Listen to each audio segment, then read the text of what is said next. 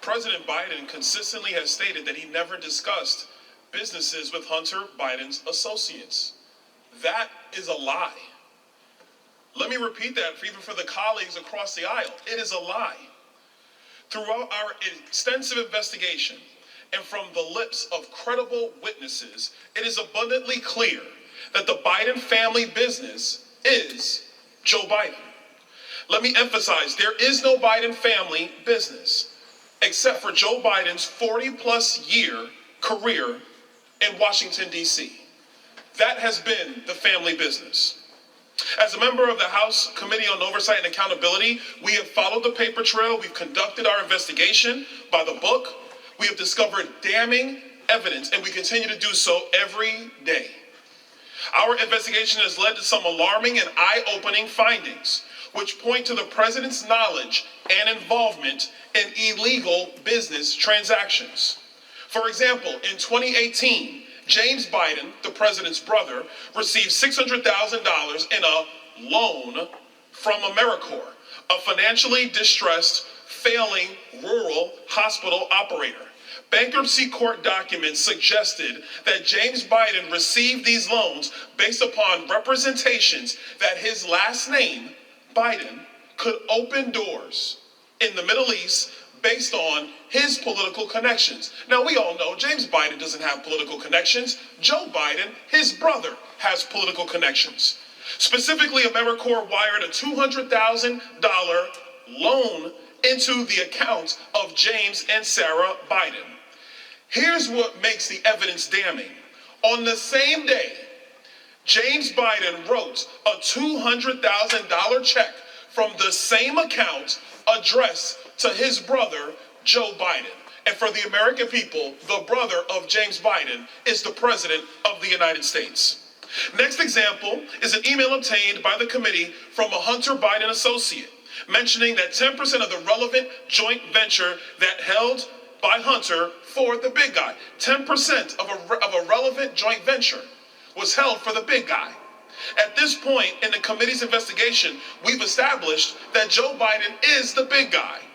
Through the web of transactions that purposefully tried to hide the big guy's involvement, let me stress again that Joe Biden is the Biden family business. Let me illustrate an example of the confusing web of transactions. A Chinese company sent $5 million to a joint venture between Hunter and an associate. That same day, the joint venture sent $400,000 to an entity that Hunter Biden controls alone. Less than a week later, Hunter Biden wired $150,000 from this entity to a company owned by James Biden and Sarah Biden, James Biden, the president's brother. Sarah Biden later withdrew $50,000 from the same company. Less than a week later, Sarah wrote a personal check to Joe Biden, aka the big guy, aka the President of the United States, for $40,000.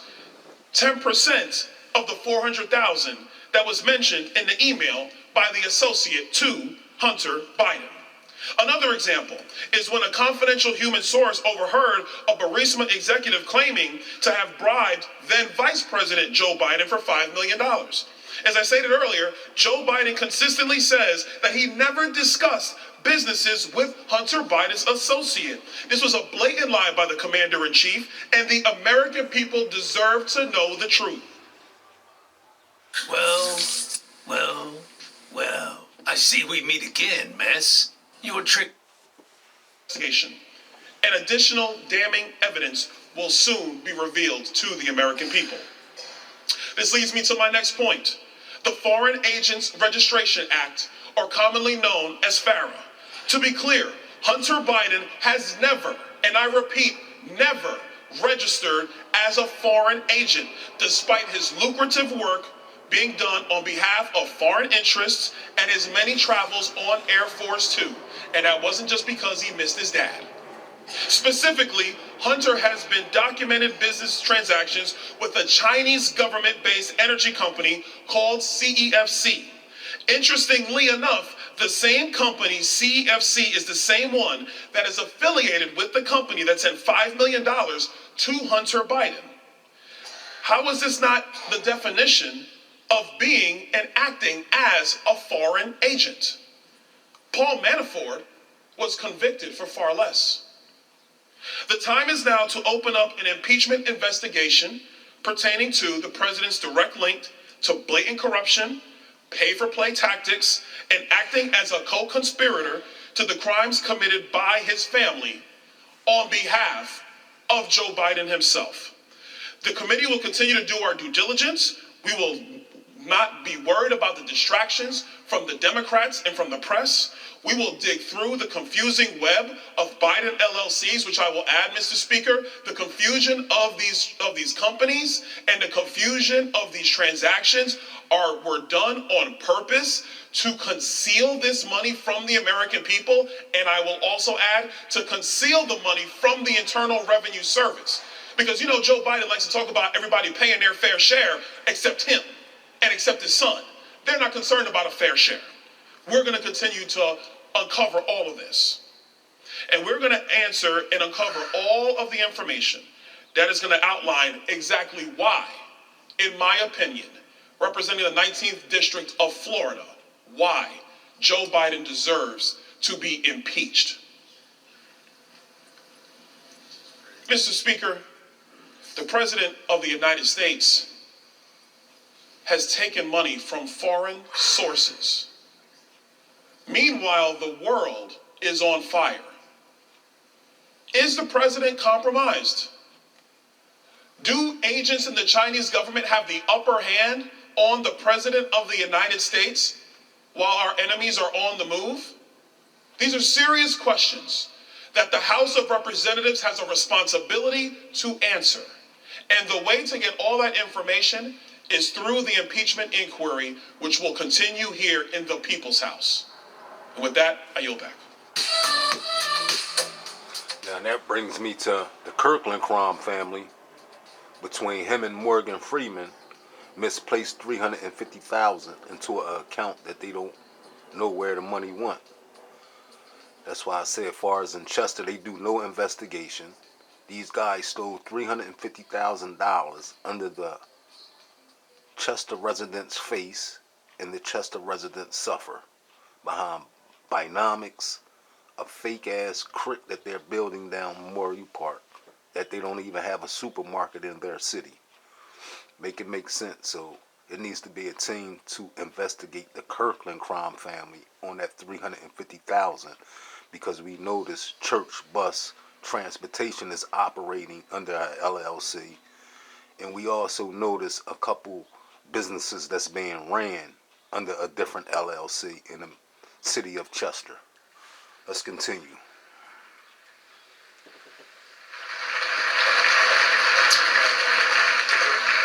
Well, I would say on the last point, I would say hold on to that one for a second. So I sit on oversight committee. I think everybody in the room knows this.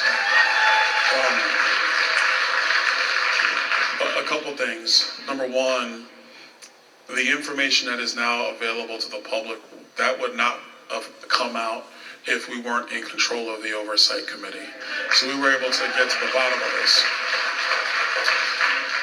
With everything that has come forward now, everything from suspicious activity reports at the Treasury Department, which I've read, there's about 200 of them. I've read about 30 of them. Between the different members of the Oversight Committee, we've read all these reports. They are real reports. A suspicious activity report is a report that is filed with by a financial institution with the Treasury Department. So this is not a political document. When we were reading those, it became pretty clear that many financial institutions were concerned about aspects of money laundering and concealing funds from the IRS. They were concerned about it then.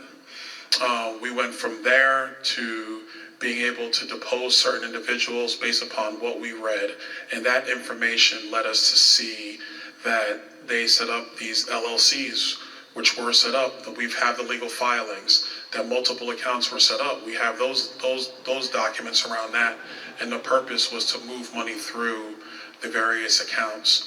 It was because of Chuck Grassley in the Senate and people who contacted Senator Grassley that we found out about the forms that the FBI have from their whistleblower. when reading those forms, we found out about the whistleblower saying, I'm sorry, the confidential human source saying that, well, according to the FBI, this human source is highly valuable and highly credible. And they've been paying this human source, they paid him or her more than $200,000 over the last 8 years to deliver information to the FBI. So they've documented on the FBI's form that the human source says that Hunter Biden and Joe Biden both took $5 million from somebody associated with Burisma, and the purpose was to get the prosecutor in Ukraine fired, to take the heat off Burisma. I think the thing that gets lost in the shuffle is that the reason why Burisma wanted the prosecutor gone is because Burisma wanted to buy into a holding company in the United States in the oil and gas field in order to raise capital in the United States. And they knew that if they were under investigation in their home country, they would never be able to raise capital in the United States. So that's why the money was conveyed, according to the confidential human source. That led to the IRS whistleblowers coming forward in the Ways and Means Committee, and the IRS whistleblowers, one of whom is the supervisory agent on the case, has testified that their investigations were downplayed or held back, and that came from the political brass at IRS and the Department of Justice. So I say all that to say that my comments to the speaker and to my colleagues is that, in my view, we actually have a two-track process for impeachment. I think the first is with Merrick Garland, the Attorney General.